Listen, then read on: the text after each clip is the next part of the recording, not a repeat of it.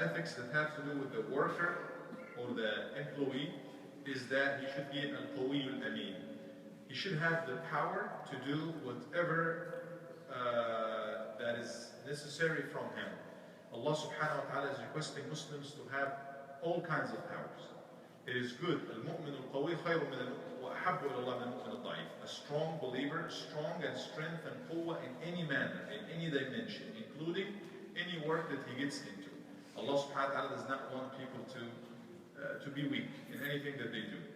Allah is giving the book to Yahya, khudh al-kitaba bi-quwwah. Stick to it with power. So if you are a physician, you need to be powerful. Powerful in your information, in your knowledge, in whatever career that you are in. If you are a worker, if you are a student, if you are whatever you are, this is Islamically, you are requested to be strong. However, anyway.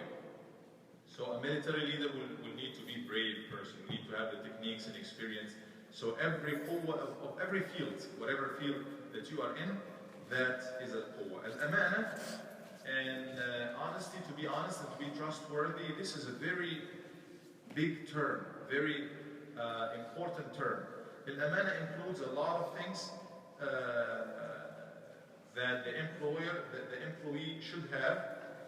One of the dimensions of al-amana is that he should keep the time. He is hired to do certain work at certain time. He should be there in the time and should, use this time for whatever he is hired to do. Wasting the time of work is not amana. Even if somebody is not looking at him, he doesn't have a supervisor, but this is not from the amana. A Muslim would always feel this faculty, malaka dakhiliya, from within him, that he is responsible, he is ameen. Allah subhanahu wa ta'ala is watching him even if Rabbul Amal of the employer is not watching him. He should avoid, number two, he should avoid any act of ghish, any fraud act, whatever it is, dealing with those who are above him or under him, or if he is in a position to serve people. Man ghashana falaysa minna. Nabi sallallahu alayhi wa sallam is making it clear, whoever is being involved in any ghish, in any fraud, he's not from us. He does not belong to us. Number three of al-amana, an employee being ameen, is that he should not take the power of the position he is in to do any private benefit for himself, his friends, his family members, the people that he knows. He should not use it to accumulate money for any business, any personal benefit that he gets it and acquires it because of the position that he is in is not Islamic. And Nabi sallallahu alayhi wa sallam once hired somebody to do something, go do something from Bani Asad, and then he came. He said, هَذَا لَكُمْ وَهَذَا لِي. This is for you and this is for me. He said, well, what's for you? هَلَّا جَلَسَ. And then he gave the mu'idha to everybody, and he got to the masjid and he said, well, we may hire somebody to do something for us, and then he takes something for himself. Well, if he sits home, هَلَّا جَلَسَ فِي بَيْتِ أَبِيهِ وَبَيْتِ أُمِّهِ, and now would people give him gifts because of that, if had it not been for the position he is in? So part of the amana is not to keep anything for himself, is not to commit what's called the ghalul. وَمَا كَانَ لِنَبِيٍّ أَن يَغُلْ. It's not for even a prophet. Yaghul is to keep something on the side for himself, to hide something from the gains or from whatever he is in charge of. He will bring it, it will come with him on the day of judgment.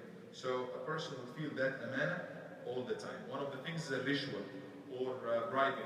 He should not accumulate money to do what he is supposed to do. He's in a position he has certain power to help people, to fix problems of people. Now he is holding this back until people give him extra money, which is rashwa or rishwa. لَعْنَ اللَّهُ الرَّاشِي وَالْمُرْتَشِي. And Nabi sallallahu alayhi wa sallam, it is narrated from him that Rasulullah sallallahu alayhi wa sallam has cursed the one who gives the bribe and the one who takes the bribe. And we all know that many of these things are probably why many of the Muslim communities or Muslim countries are failing, because we see many of these things are rampant in there. Number four, as far as the dimension of amana, is he will be in charge of some tools, some cars, maybe the office, the tools, the devices of the business. He should not use that for personal benefits. This is for the work. If it is an organization, if it is a business person who is hiring you to do that, then these materials, these devices, these printers, whatever it is, they are for work. They are not supposed to be used for personal things.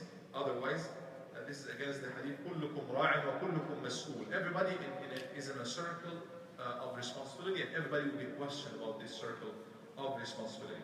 Number 5 of الأمانة quickly, المحافظة على أسرار العمل. If anybody got to any business whatsoever, it has certain level of, secrecy in there. This is how we do our work, and these are the private things. Some social security number of people, some private issues of people, all of that the employer will have access to somehow. He should be ameen and trustworthy enough and honest enough not to disclose these things, and you should keep them always secret. This is one of the things. وأوفوا بالعهد داخل ضمن يعني الأدلة العامة. Many of these things they come under general dalil. There is a general dalil, there is a specific dalil, أدلة خاصة. So most of these will be referred to in the ayat general. وأوفوا بالعهد. Allah said, fulfill the ahd, fulfill whatever you got in agreement with others or whatever you pledged to do. And you pledge to keep the secrets of the work and to be a good worker, then you have to do that. Number 3 of the ethics of the أخلاق العامل نفسه, or the worker himself, إتقان العمل. He should do his best to do the best of work. إن الله يحب إذا عمل أحدكم عملا يتقنه. One hadith, Allah loves when somebody gets to any work is that he does it to the best. Does it the best way. You should do it the best way. Not just, whether you're working for, here is the rule. If this is your own business, if this is your own private business, would you run it this way? Would you spend time this way? Would you use the tools this way? Obviously, if it is your own business, then you will make sure that all the time are being spent properly, all the money is being spent properly, everything, the act itself, the action itself, the work itself is being done in the best manner. Then this should be the rule if you are working for يعني وظيفة حكومية أو قطاع خاص, whether you're working for somebody, working for government, working for private business, you should always be consistent to be ameen. This is part of the amana, is إتقان العمل, doing it to the best. إن الله كتب الإحسان على كل شيء. Allah subhanahu wa ta'ala, in his actions, he did everything perfect. And he requested everybody to do everything perfect. Then the Nabi sallallahu alaihi wasallam is giving us an example in the hadith, even if you are slaughtering an animal, which is a little thing, slaughtering an animal, you should do it perfect. يحد أحدكم أو أحدكم شفرته وليرح ذبيحته. You should do it in the best way. Make sure that the knife is sharp and you are taking care of it. So he's giving us an example that even if you're doing something little like that, you should do it in the best way. How to make the action perfect? إتقان العمل, يعني how to do it best. Choose the work that you are qualified to do, and you should do what you are there doing, what you are for, what you are here for. So you should do the limits. You should know the limits of your work, which is like the job, the details of the job description. Number 4 of the person himself, and we close by that, the ikhlas. He should be sincere enough. Sincere enough. Probably the good example is if you're doing this for yourself versus doing it for other, being hired to do this business for other. Would you do it the same way?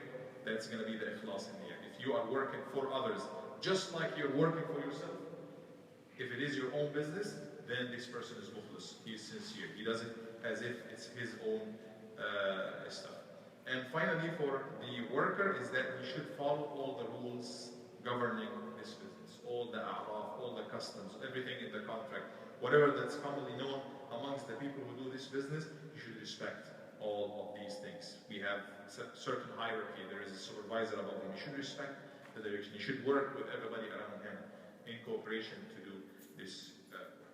Inshallah, next time we have the last portion of ethics of al-amal, the ethics that have to do with the employer. أقول قولي هذا واستغفر الله لي ولكم وصلى الله عليه وسلم.